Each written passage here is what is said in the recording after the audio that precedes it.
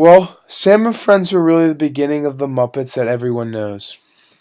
I was able to work with my Muppets while going to school at Maryland. I still did not believe that I could ever make a living playing with and performing with puppets. Sam and Friends were real.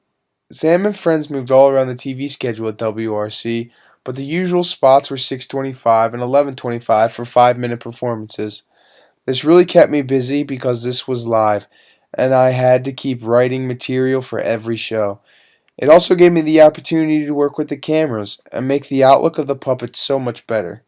This was a good time for me because as I got busier, I needed help, and I met Jane Nebel in my puppetry class.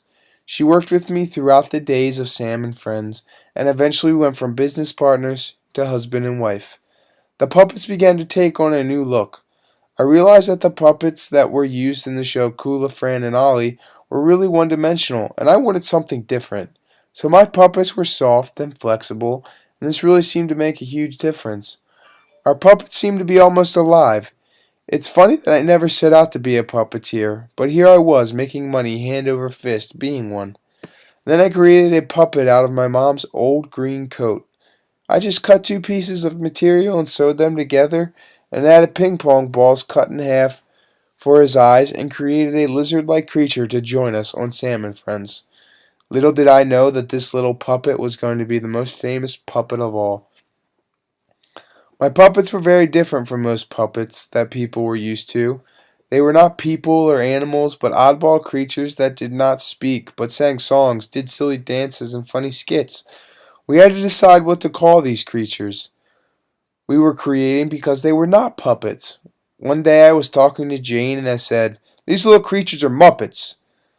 That mixes the word marionette with the word puppet and creates a creature right in the middle. Kermit made his debut with Sam and Friends singing The Old Black Magic. Funny how I would never do that in front of any audience, but I did not have a problem showing my silly side through my Muppets.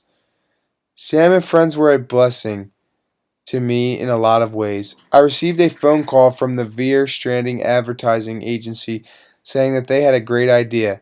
Sam and Friends could create commercials for the John H. Wilkins Company. These commercials were going to be 10-second spots with the last 2 seconds showing the product. So I went to work to create the commercials. I created 2 new characters, Wilkins, who loved coffee, and Watkins, who hated coffee. I had a great time with these commercials because I hated coffee and I tried to apply what it would take to get me to drink the stuff.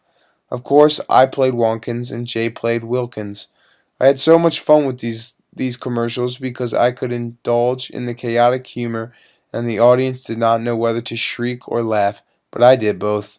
The commercials were an immediate hit and they made a huge impact. In terms of popularity of commercials in the Washington area, we were number 1, the most popular commercial.